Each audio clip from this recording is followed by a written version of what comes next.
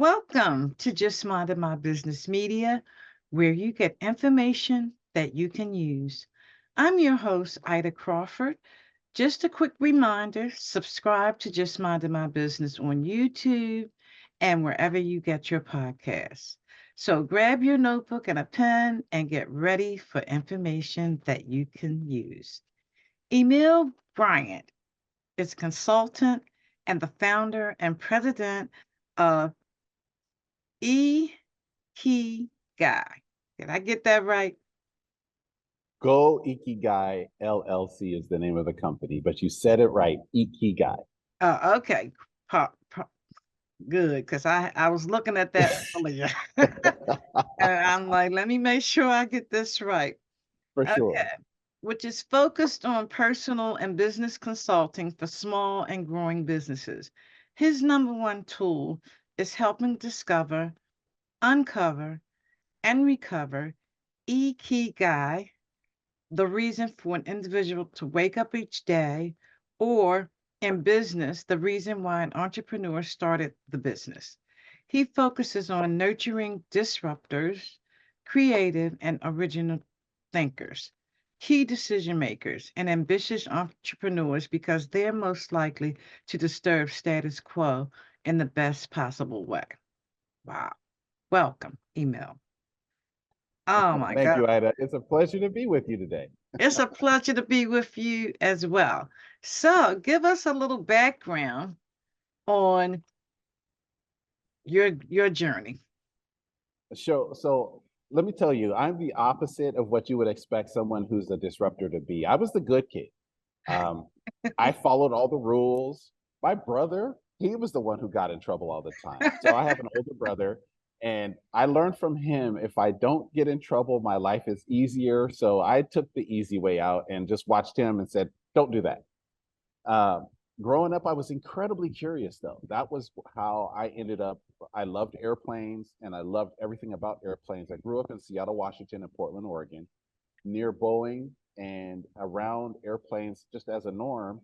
And my mother, as I grew up, worked for an airline. So I had the opportunity to fly and be in airplanes. So that love was very natural and normal. So you take that curiosity and you fold into it someone who likes to follow the rules, and you end up with a kid who aspires to go to the Air Force Academy, which is where I attended undergraduate, uh, got my undergraduate education. So I go to the Air Force Academy, and I love it there. It's funny because we have a love-hate relationship with the academy. All of us Zoomies is what we're called, just as a nickname, right? Um, and the love hate is we love being from there and we hated our time there. And I am no different. Right?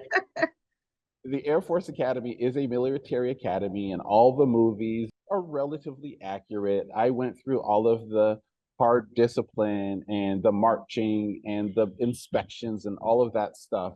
So, me being in that life, though, again, wanting to follow the rules and being naturally curious, the Air Force afforded me an opportunity to get a bachelor's degree in interdisciplinary analysis. So that's a structured program that allows me to explore everything my curiosity wants to tackle.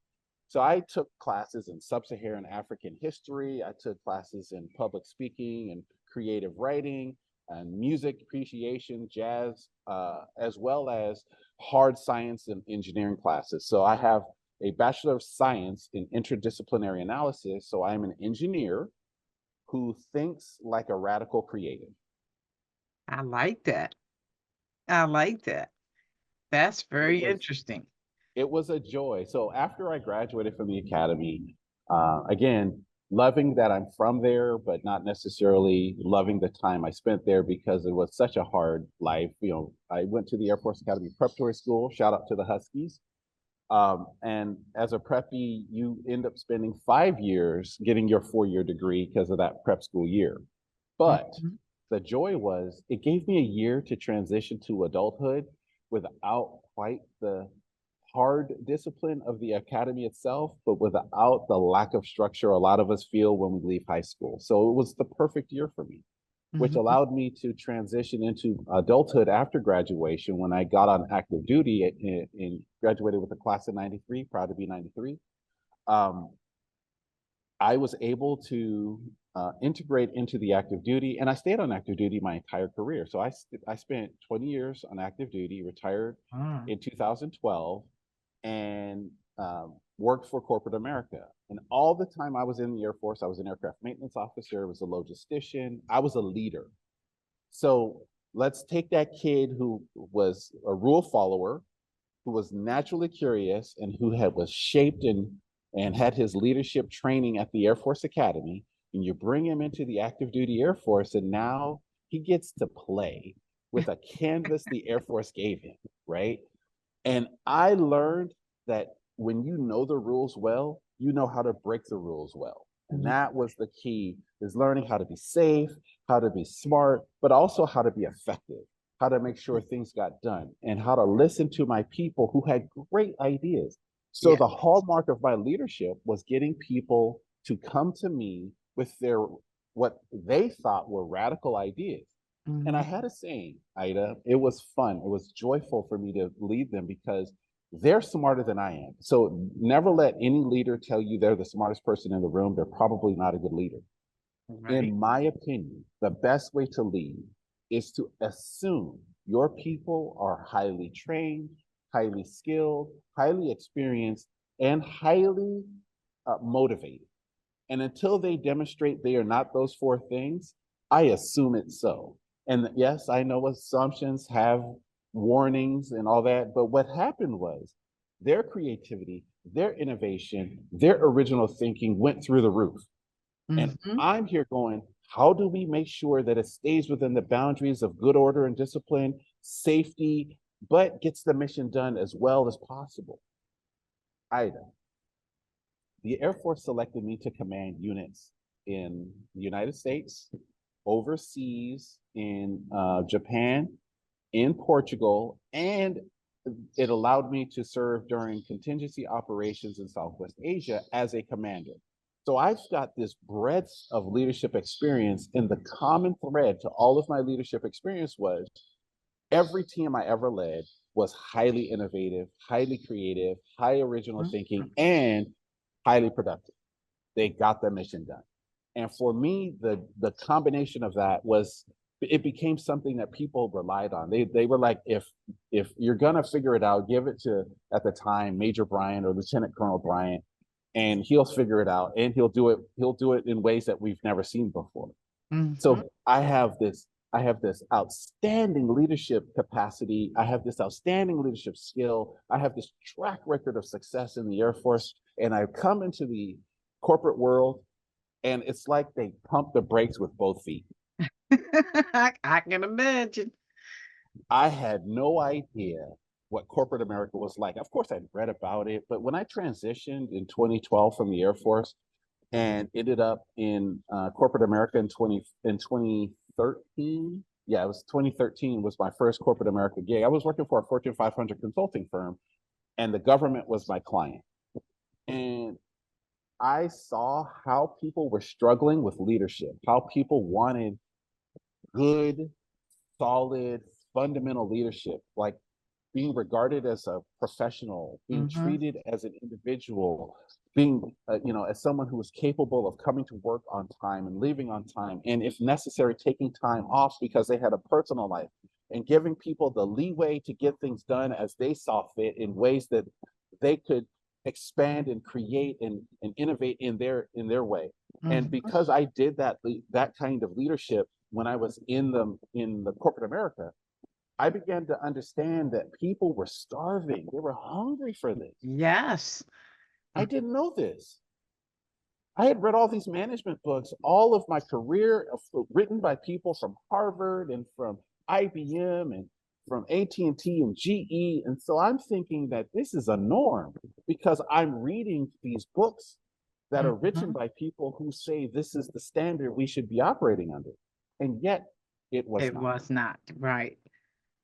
So I worked for two Fortune 500 companies uh, when I was working for corporate America. And then my third stint as a consultant was with a small business. Shout out to who hired me, Rashad Howard, took a chance on me, brought me into a company called Visual Connections. Absolutely phenomenal team to work with. I loved it until it was time to go. It had nothing to do with my team. Rashad and Dante and Fred were great partners. I loved working with them. But Rashad said something to me early when I started working with him that stuck with me to this day. And we still work together. We're business partners, and I consult with his company, Epigen Technology.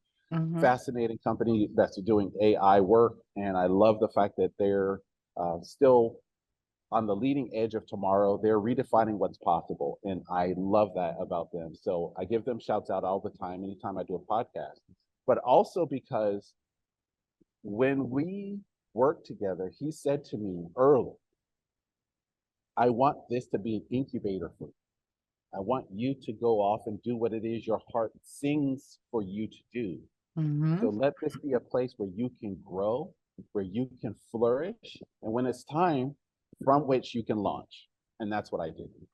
Yes. And that is really unselfish statement to tell somebody that you're working with, and like you said, corporate America definitely does not give you that.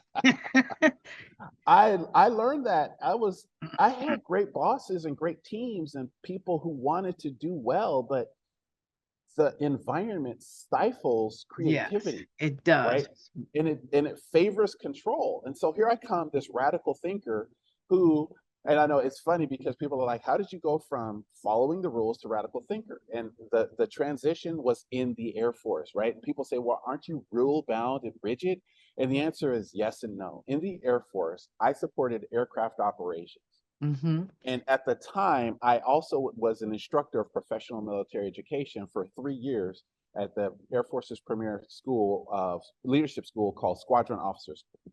It was there where I saw the box that I could play with. I could, when they say think outside the box, the first thing is to define what the box is. Yes. And then blow it up, climb out of it, turn it upside down, take it apart, and what can I make with the box, right? So when you start thinking that way, you don't just think out of the box, you think about the box, you think about the rules, and then you start asking questions. Well, if it doesn't say I can't do it, can I do it? If it says I can do it, does it say how I must do it? So now I have the ability to innovate inside this rule system. And then the Air Force did something dangerous. They said, if you don't like a rule, change it. Oh, what? I can redefine the box? Oh, wow. I get to redefine the box? Oh my. So I take all of that creativity that's bred in a system where rules, regulations, laws, and directives are normal, and I bring it to corporate America, and I am this mutant because I'm actually looking for ways to stretch the boundaries of the box, to create all the colors I can inside the box. I want graffiti on the outside. I want paint and wallpaper on the inside. I want my box to be fully furnished. I want it to have, if you're going to make me use this box, I'm going to create the most creative container you've ever seen.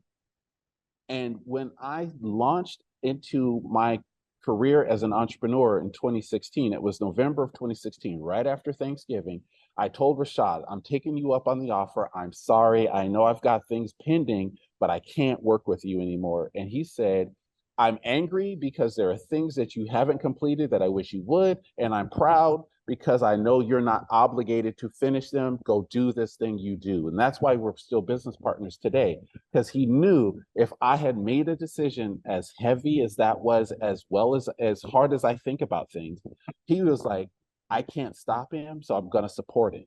Yes. So we maintained a healthy relationship. And that gave me the confidence to try.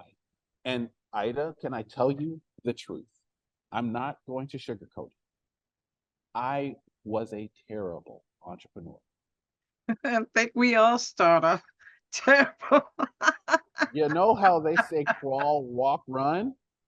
I think I was like stumble, crawl, stumble, crawl, stumble, walk, crawl, stumble, fall. I don't know if I'm running yet. I don't even know if I got there, but I was terrible at everything an entrepreneur should do from day one. I thought I knew. I had studied and read and all this sort of stuff. But Mike Tyson says everybody's got a plan until you get punched in the nose. Is that the truth? And entrepreneurship was Mike Tyson, and I was unprepared. I was getting punched left and right, everything from business license and and operations and all the I call it plumbing, right? Anytime I counsel an entrepreneur, I'm like, let's get your plumbing straight first. That's all the stuff every business has to do that has nothing to do with the product or service you're trying Right. to present to the world. That plumbing, and this is why I call it plumbing. If you do it right, it's invisible. Things just Yes. work. But if you do it wrong, it's gonna get funky in your house. Oh yeah, ain't that the truth? You So ain't you never don't want your lied. plumbing. You don't want your plumbing to get stopped up, backed up, and then have all of the funk that comes with it. So we start with plumbing, and that's what I learned was start with plumbing. Get all those basic things right. Know how to pay your taxes and how to make sure that everybody who's got their hand in your pocket, because that's how government gets paid and how businesses stay legitimate, all that's covered. I get that right. And then I get to the point where, okay, tell the world what you do. Ida, it took me 3 years to figure out how to market the service I provide the world. And it's okay. It's okay. I mean, horror stories, everybody got them. Right? It's different. If I'm selling oranges, it's easy. People say, "What do you do?" Oh, I sell fruit. I sell the world's best oranges. But when it comes to a service like mine, I'm a consultant.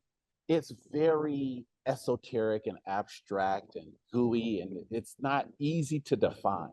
So eventually, I figured it out, and I was able to articulate it in a few sentences very easily. I'm a consultant who helps disruptors and key decision makers and entrepreneurs. I nurture them through their purpose, right? So this purpose is called IKIGAI. It's a term I learned when I was in Japan. It comes out of the land called Okinawa, which is the southernmost island in the Japanese island chain. And Mhm. the Okinawans are the longest lived people on the planet.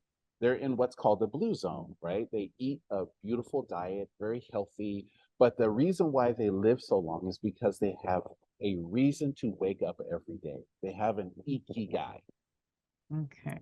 And the Japanese people writ large also have ikigai. In fact, your ikigai, if you don't know it, is to find it one day, right? So your Mhm. purpose, your reason for waking up each morning, if you don't know it, is to find a reason to wake up each morning.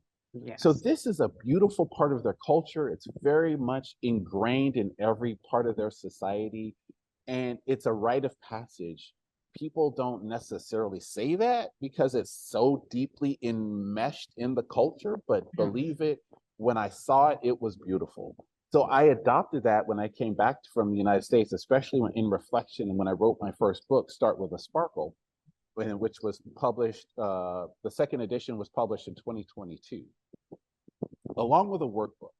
And one of the things that I was doing as I was reflecting and writing this book was I was like, I'm deep in my reason for waking up each morning. In fact, the first chapter of my book is leap out of bed every morning.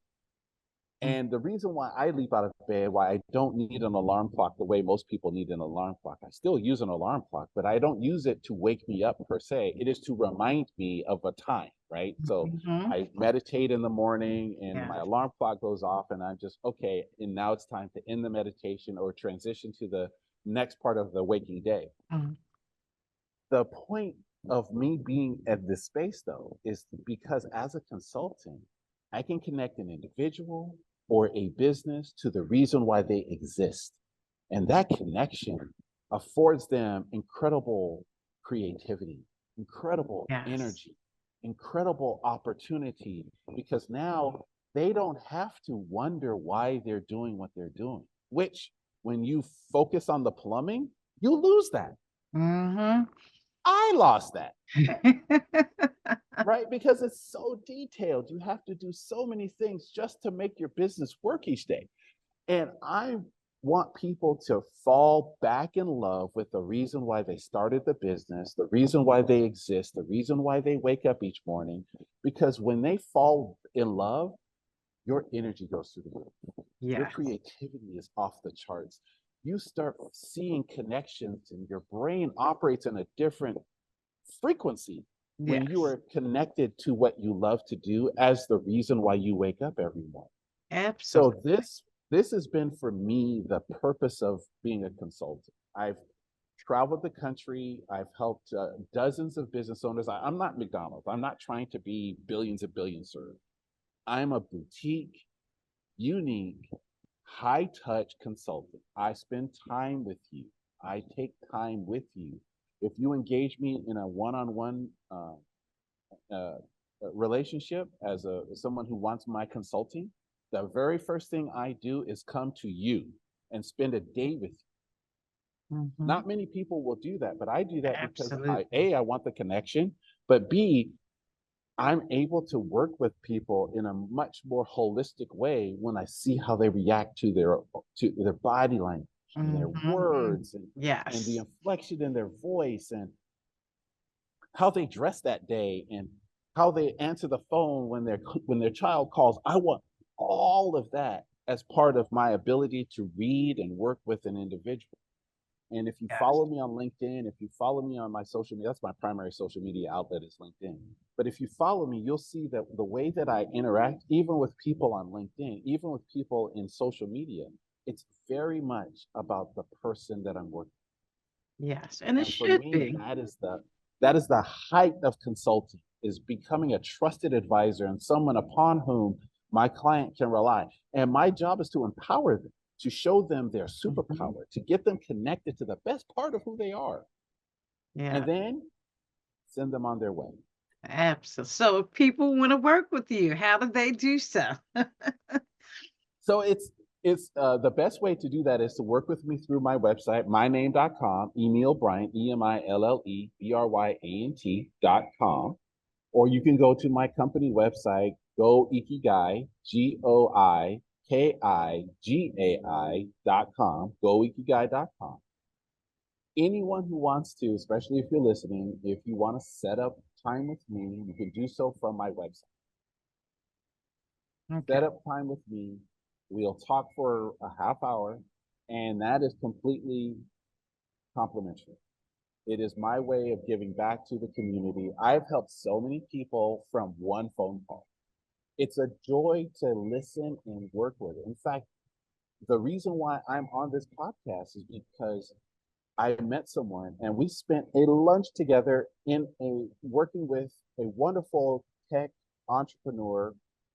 Her name is Erin Reddick, and Erin has built this team. I am a member of her team of advisors, and the person that I met, her name is Erica Shoemate. And Erica Shoemate was on your show about 3 years ago. Wow. And she said, please watch this podcast. The time we spent during the lunch together, Erica and I got to know her so well. I said, please call me. I want to help you with whatever it is you're doing. She gave me a call. And at the end of that call, she felt like she had been reborn. Wow. That's It amazing. it because I'm interested in the human being and not the transaction. Ida, I care for you. And I know that's cheesy and it sounds weird, but I don't need to have thousands of people come through my door. I want hundreds of people, dozens of people, one person who knows that they're better for the time we spent together than they were before. Absolutely. I'm fulfilled doing that. And so if I do Yes. that for one or two clients every week or month, if I do that for 1,000 clients in a year, however it manifests, I know I have done my job because this is what I wake up for every Absolutely. Wow. You make giving me goosebumps. day. This is So, amazing because people want to know that you care about them. It's for sure. always a transaction at some point, but when you just in the moment, listen to people and just be there, be present. My job, Ida, is I spend much of my day introspecting, self-reflecting. I Mhm. write a lot. I've written 3 books. The cover of the latest book is behind me. It's called Dear Emille. I've written a play. I've written Start with a Sparkle. I've written an online course, which is absolutely free. It's called Awaken to Brazen Creativity. You can Ah, find it on my website, or you can go directly to it at brazencreativity.com. This is free because part of what I'm trying to do is establish that you don't need to glean every drop, every dime of value out of something you offer the world. And you have to believe in the process that if you give value first, value will be given back to you. And so absolutely. I provided this course. I wrote it in 2017 specifically because of my time in corporate America. I saw how hungry people were for that leadership. And they So I spend are. my I understand, and I want to empower more leaders. I want to get people comfortable with the thought that having a highly creative team doesn't detract from you or your ability to be great yourself as a leader. In Yes, fact, the brighter your team shines, the brighter your reflection is from that shine. absolutely. I don't need to take credit for my team. I'm the leader. By default, if I did my job well, they should be shining. And Yes, people should want to come to us and say, how do you get your team to be so amazing? That's when I get to say, I have been given this gift of all of this talent, all of this capacity, all of this amazing opportunity that these people represent on this team. And they entrust me to lead them. hmm, And because they trust me to lead them and I trust them to produce amazing work, together we do amazing things. We are an exceptionally productive team because we all know our roles. absolutely, absolutely. And they're allowed to, I think it's important to be allowed to express yourself. Because anytime you get stifled or somebody wants to, how can I explain it? Because I've been in corporate America and it has been, it was a lot of suppression, and because of the culture, you felt afraid to even speak up, and you're listening, you're in meetings and you're listening and you in your mind, you're thinking this could be done so much differently and it could flow differently. But because of the culture, the egos, because I think egos have a lot to do with how, keeping people suppressed with their creativity because people I want to shine. I'm not going to let you shine. But not realizing what you said is that when you allow your team to be creative and shine with you, the light is brighter. I can't agree more. And when I told you earlier that I spend time in self reflection all day through the day, the reason why I do that is because I want my ego to relax, Yes, calm down. You're not hungry. You're fine. You're not too small. We don't play small because our egos will often remind us, hey, you don't have this qualification or this certification. You don't belong in this room. And the answer is always, I belong in any room I'm in. that's right. Right. So I belong on this podcast and I step into my greatness anytime I'm asked to. And I'm asked to step into my greatness upon waking each day. So this is my Yes, greatness today, being on your podcast. My greatness tomorrow might be being a father to my adult children. My greatness on Saturday might be traveling and being a gracious traveler.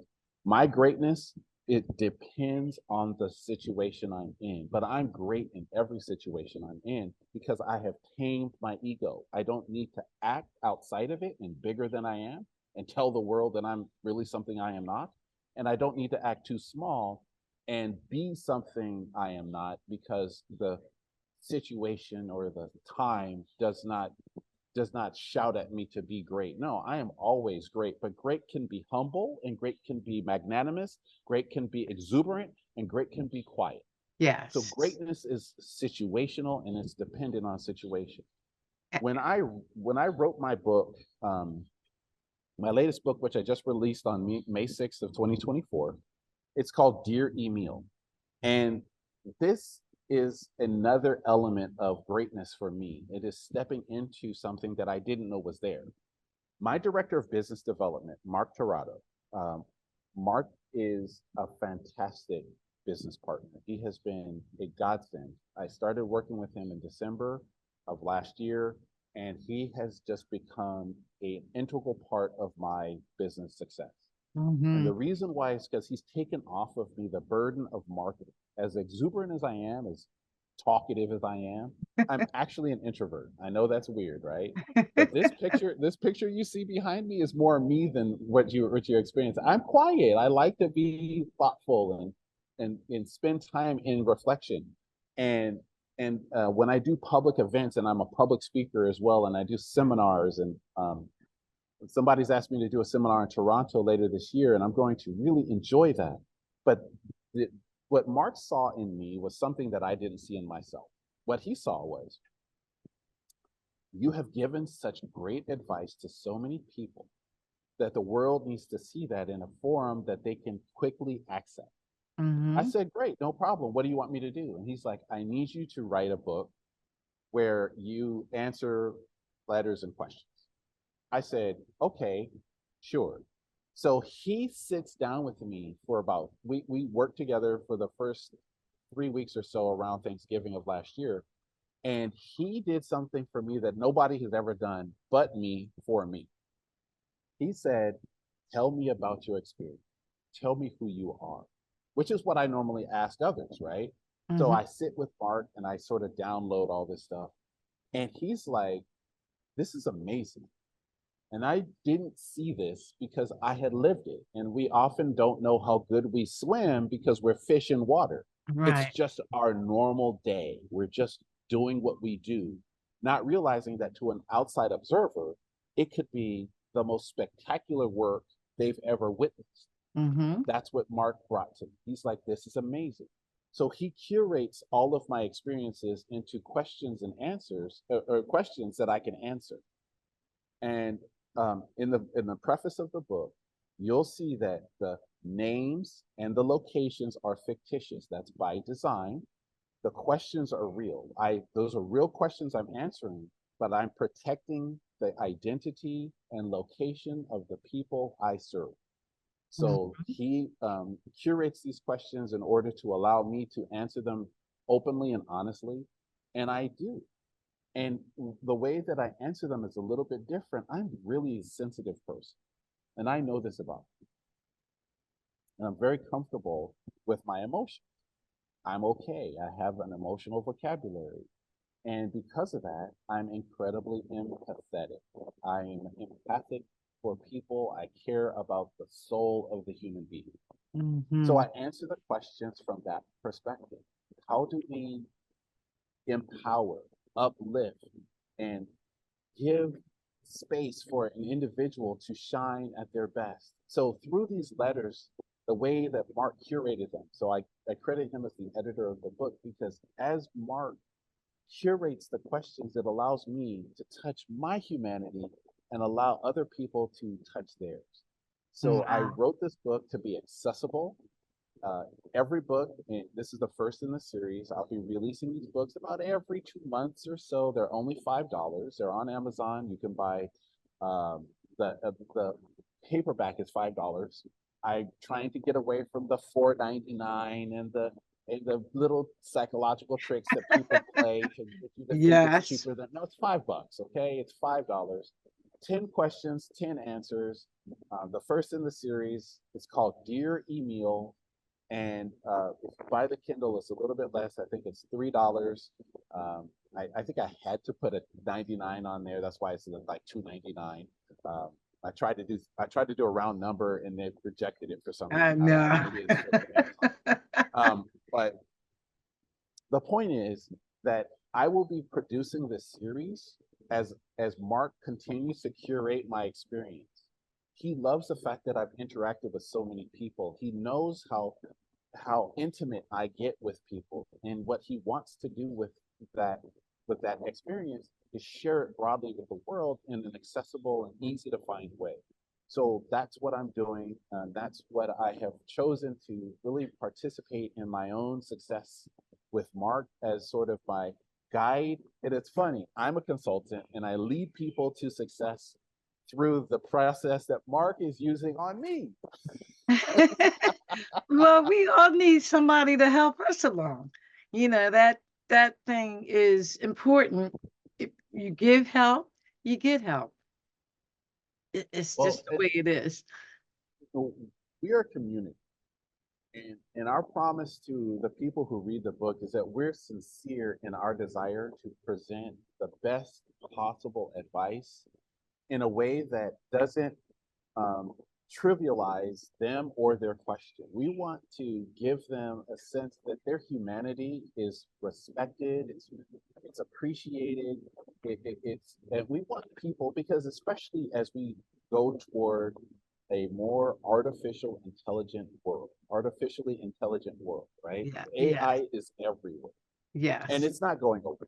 The fastest technology adoption of all time is yes. Chat GPT, right? Let's just be very clear. It's not going anywhere.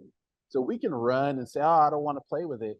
Or we can find the human side of AI. In March of this year, I think I did 10 or 12 comprehensive LinkedIn posts and a LinkedIn article on the human side of artificial intelligence because Mm, I want people to embrace the opportunity it presents. And I don't mean commercial, I don't yeah, mean making money or even making your life easier. What I mean is, what happens to all of the talent, observation, ideation, and application? What happens when we remember that human beings can do certain things that the artificially intelligent machine cannot? And when we absolutely. harness that human side of AI and we bring it to this technology, we can create something that has never been seen before without displacing people, Absolutely. right? Absolutely. So part of what I want people to remember as we go through this journey, and one of the series that I'm going to write about in Dear Emille is about artificial intelligence, because I want people to get so familiar with this technology that instead of them wondering how do I use it or what is it good for or I'm scared of it, but rather they say, what are the things I know I can do that this machine cannot? And how can I Absolutely. leverage that with the machine to make me the greatest version of myself and the greatest presentation of myself to the world? Mm, So, in my way of seeing technology, a lot of people say technology amplifies us. Well, technology is inanimate, it is a thing, it does not do anything. I amplify technology. And yes. using technology, I amplify me. I can amplify my presence, my effect. So when I amplify technology, when I, as the operant power, I am the source of energy in this equation, I get to say to people, when you use technology, you are now amplifying. You are now creating a presence that was not possible before. And your amplification of technology creates an amplification of you. And Mhm. that is where we can take the fear away from artificial intelligence and put it and turn it into power in the hands of people who desperately need it. A lot of people don't know this, Ida, and I'll tell you, artificial intelligence is going to democratize opportunity in ways we have never seen. Oh, But I the definitely believe you on that. but the way we're going to do that is by bringing ingenuity, creativity, keen insight and observation, and the ability to iterate over and over again, the ability to fail over and over again, and the ability to see success in the slightest sliver of opportunity. Mm. Which, because we have a tool now that can help us find those slivers of opportunity, and we can shoot right into those slivers of opportunity, we can expand into them. So this process of being more human, more humane, more sensitive to humanity, more adaptable, more accessible, is written from that perspective. I wrote from that perspective, dear Emille. It is the practice that I do. That's why purpose is so important to me. Why IKIGAI is the core reason why I wake up every morning, is to discover, recover, and uncover IKIGAI for others. It is the reason why I exist, is to help the world. My official statement of my personal mission is to change the world one person, one idea at a time. I am here for all of that, and so I encourage your listeners and your viewers. If you want to learn more, join me at goikigai.com or emillebryant.com. Read my book, Start with a Sparkle. You can find it on my website. You can find it on Amazon as the ebook only. If you want the physical book, I sign every copy I sell. So I have over 1,000 copies, all of which have my signature in them, and most of them have an autograph, i.e., I said something to the buyer, and I will say something to every buyer who buys my book, even if it's just a thank you. I want people to see that there's a human being attached to everything I do, and that's why I want the world to see that it's possible to be materially successful, humane, and loving toward others, and do it in a way that encourages them to be all of the above. We don't have to be broke if we're woke. We don't have to be distant if we're wealthy. We can be all of the things that make us who we are as humans and materially successful without feeling like we're doing something wrong for having a few nice things in our home. So Yeah. and for me, that's the joy of all of the work I do, is that I'm helping people prosper. In fact, I teach people to succeed on terms they define and pursue on terms they define. So it's a sustainable pursuit of success. I teach that as part of all of what I do, because that human being is that important. Absolutely. Wow. Emille, we could go on and on and on. I just love chatting with you. You're gonna have to definitely come back. I Be would love to. Yes, indeed. And because this has been very uplifting, inspiring to say the least. And again, how do people connect with you? The best way to do that is on through my website, emillebryant.com, EMILLEBRYANT.com, or my website, goikigai.com, GOIKIGAI.com. You can reach out to me on LinkedIn. That is my only social media presence where you can interact with me in real time. And that's linkedin.com, just my name, LinkedIn. And if you want to follow some of my videos and other work that I've already published, you can find that on YouTube. At my YouTube channel is Go Ikigai, and my you also can find me at Neil the Consultant on TikTok. Okay, and I'll make sure I have all those handles on your marketing. So thank you so much, Emille. This has been very uplifting. You've made my day, and I know you have will make the audience's day as well. So thank you so I much. thank you so much, Ida, for the time and the forum, and thank you for the good work of Just Minding My Business. I shout out to you for providing a forum for people like me and others who are um, small and growing, but also who are trying to do the right thing as the business unfolds. We're trying to do the right thing, and I love that you're about that as well. Thank you. Thank you.